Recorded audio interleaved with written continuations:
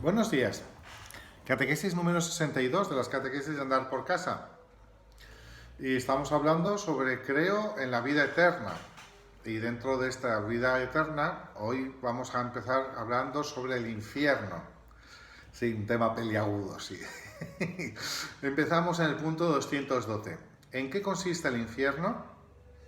Bueno, si me permitís, voy a hacer juntos el 212 y el 213.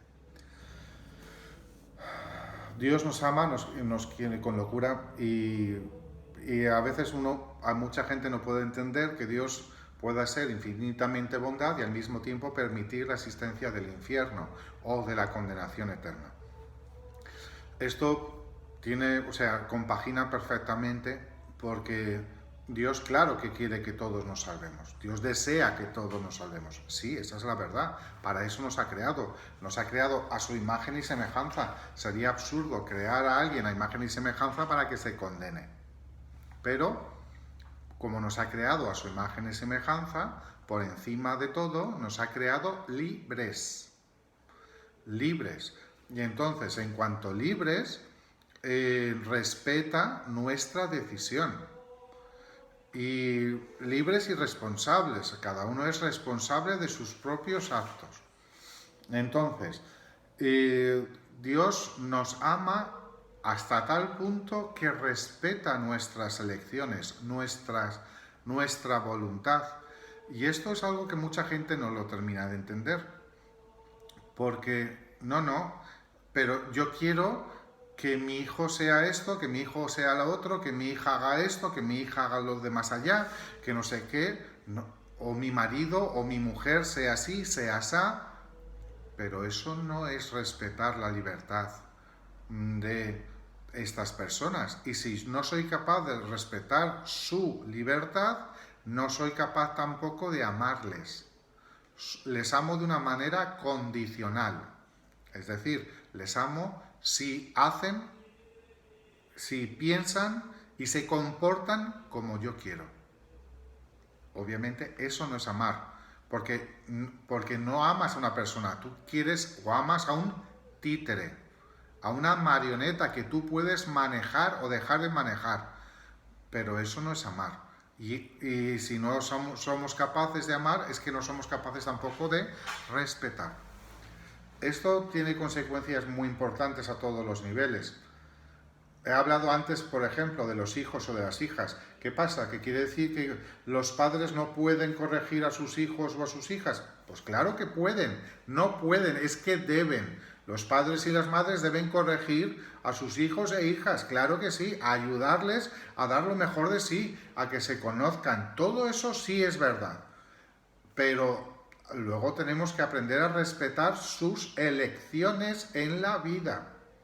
Que no quiere decir que yo no pueda decir estoy de acuerdo o no estoy de acuerdo con esta decisión o con la otra. Nosotros lo que nos toca es decirles lo que pensamos, luego que ellos hagan lo que realmente puedan y quieran. Eso sí, vuelvo a decir, sobre todo cuando los hijos son pequeños, claro que tienen que aprender, escuchar y obedecer. No vayamos a ser más liberales que los liberales y pretender que los hijos se críen solos y todas estas teorías de la educación que están muy equivocadas, porque al final los hijos no se sienten amados. Con esta pretensión de respetar sus decisiones y que cada uno se evolucione a su manera y todo eso, lo único que conseguimos que es que los chavales no se sientan amados. ¿Cuántas veces los niños o las niñas se portan mal con la única intención de llamar la atención? Con la única deseo de que se les haga caso. Por eso estoy diciendo, no caigamos en la comodidad de decir, bueno, tú eres libre, tú haces lo que a ti te dé la gana. No, como padre o madre, como esposo o esposa, como compañero o trabajador, vecino o lo que sea, pues yo tengo la misión de decir las cosas. No dice la Escritura, además lo dice, que tenemos obligación de decirle a los demás si están haciendo bien o están diciendo mal. Si queréis os cito libremente lo que dice la Escritura. Dice, si tu hermano está en pecado y tú no se lo dices, su pecado se te reclamará a ti. Ahora bien, si tu hermano está en pecado y tú se lo dices, a quien se le pedirá cuenta del pecado será a tu hermano, no a ti. Por eso insisto que si no estamos llamados a vivir en la verdad, no podemos conformarnos con dejar que el otro meta la pata sin decirle nada. Nosotros tenemos la necesidad de poderle ayudar, de intentarle orientar, no obligar o forzar a tomar una decisión. Y obviamente todo esto que os estaba hablando con los niños, en la medida que los niños y las niñas van creciendo, obviamente no les puedes tratar igual. No puedes tratar lo mismo a una criatura de 1 año que a una persona que tiene 18, 20 años. No les puedes tratar exactamente igual. No, tendrás la obligación de decirle, claro que sí, pero llega un momento en que tienes que aprender a respetar su libertad. Bien, siguiendo con esto, ¿en qué consiste el infierno? Pues entonces el infierno consiste en que, y lo leo para que veáis que no me lo invento, consiste en la condenación eterna de todos aquellos que mueren por libre elección en pecado mortal, porque ellos lo han decidido. Una de las condiciones del pecado es ser plenamente consciente de que estoy cometiendo un pecado, ser plenamente consciente de que estoy yendo contra la voluntad de Dios y reafirmarme en que quiero caer o cometer ese pecado. Por eso, si morimos en estas condiciones es por rebeldía contra Dios. La pena principal del infierno consiste en la separación eterna de Dios, en quien únicamente encuentra el hombre la vida y la felicidad para las que ha sido creado y a las que aspira. Hemos sido creados para a ser imagen de Dios, para estar con Dios, para hacer su voluntad, para poderle ver cara a cara, para poder estar con los demás, para poder tratar con los demás, para poder amar y ser amados.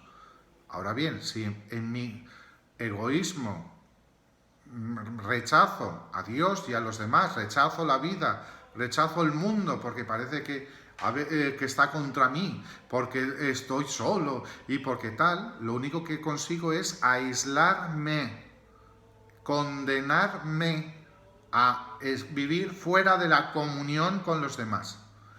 Eso nos permite vivir ya aquí y ahora la experiencia del infierno, porque podemos vivir el infierno y el cielo ya aquí. Luego en la vida eterna también, pero esta separación nos lleva a vivir esta vida que no tiene sentido, porque si me separo de Dios y de los demás, ¿qué sentido tiene mi vida? Ninguno. Es como, voy a poneros un ejemplo, imaginaros una flor necesita del sol para poder brillar, para poder florecer, para poder tener el esplendor de la flor. Ahora bien, si tú coges esa flor y la metes en un cuarto oscuro y cierras la puerta, pues la flor se marchita y se muere. ¿Por qué? Porque no tiene lo que le da la vida, no tiene ese sol que necesita para poder desarrollarse. Lo mismo nos ocurre a nosotros como personas.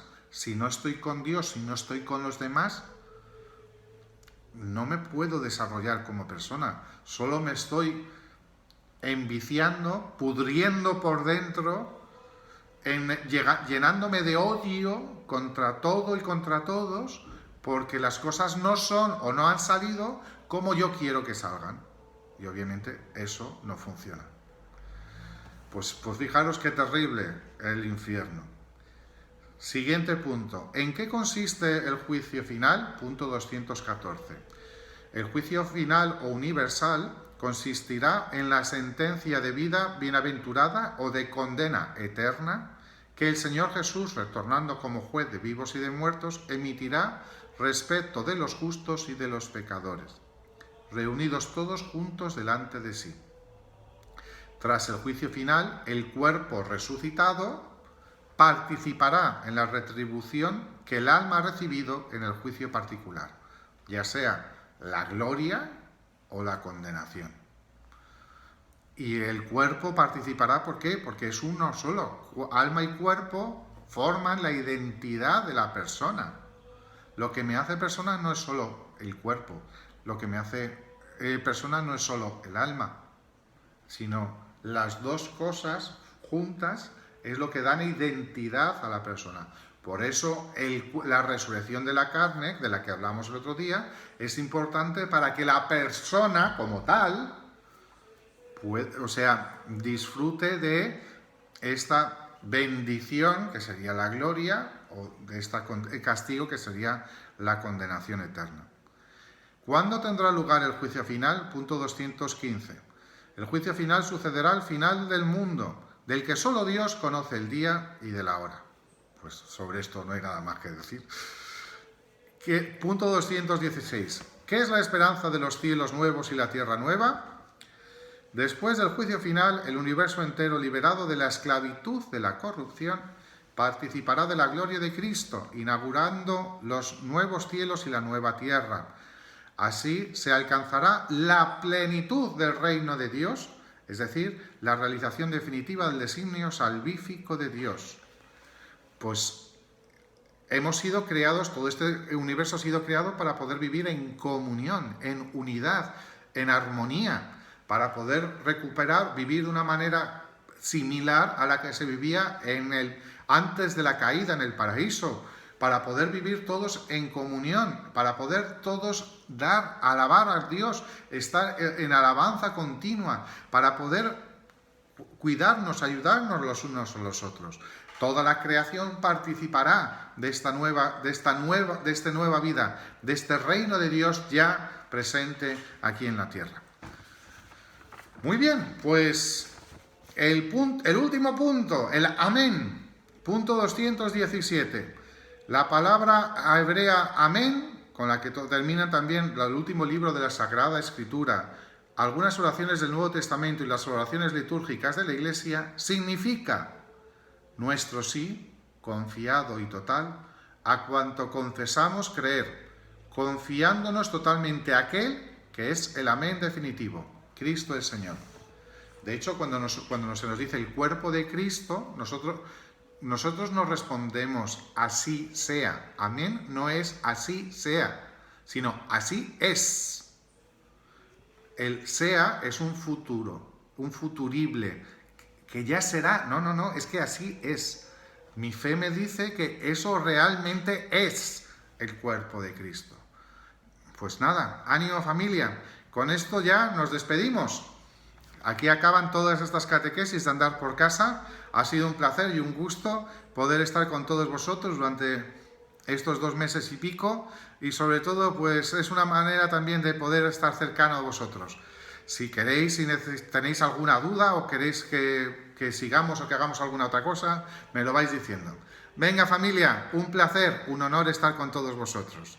El Señor esté con vosotros y con tu espíritu. Y la bendición de Dios Todopoderoso, Padre, Hijo y Espíritu Santo descienda sobre vosotros.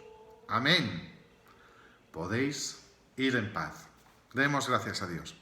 ¡Ánimo familia! Que el Señor nos quiere con locura, nos quiere ayudar a poder disfrutar de su amor y sobre todo a no perder la esperanza, porque Él está con nosotros todos los días. Nos ha dado una madre maravillosa que cuida de nosotros todos los días, que intercede por nosotros todos los días. Así que ánimo familia, insisto, que el Señor nos quiere y nos quiere ayudar a poder descansar en Él. Un fuerte abrazo, besos.